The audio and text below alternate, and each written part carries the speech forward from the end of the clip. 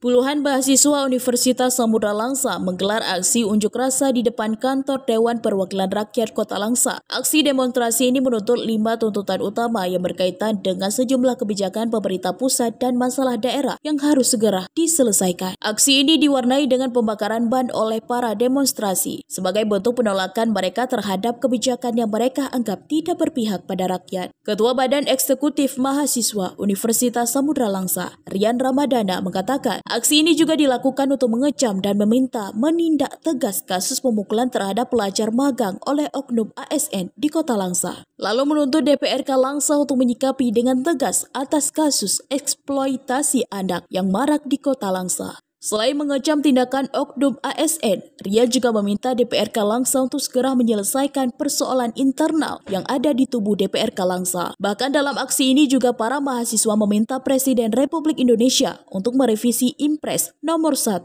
tahun 2025 tentang efisiensi anggaran, serta mendesak DPR RI untuk mengesahkan Undang-Undang Perampasan Aset. Yang pertama itu isu nasional tentang Impres nomor 1 tahun 2025, dan yang kedua itu tentang RUU Perampasan Aset.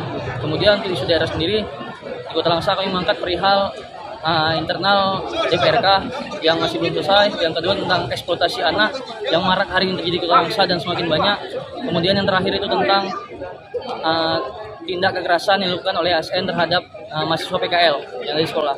Jadi harapan dari kami juga mahasiswa dan saya sendiri presiden mahasiswa agar pihak DPRK segera menyelesaikan permasalahan-permasalahan daripada petisi yang sudah kami angkat sehingga terciptanya keharmonisan di Kota Langsa. Menyikapi tuntutan mahasiswa, Ketua DPRK Langsa Melvita Sari menyatakan bahwa pihaknya telah menerima dan akan segera menindaklanjuti semua tuntutan yang dilayangkan oleh mahasiswa. Alhamdulillah kami sudah menerima mahasiswa dari Universitas Samudra Langsa yang melakukan aksi menyatakan pendapat terkait dengan isu nasional dan isu daerah. Dan alhamdulillah hari ini sudah disampaikan oleh para mahasiswa 5 poin-poin di dalam petisi.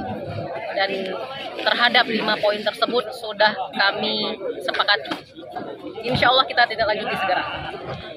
Dari Kota Langsa, Selina Vita melaporkan untuk Puja TV.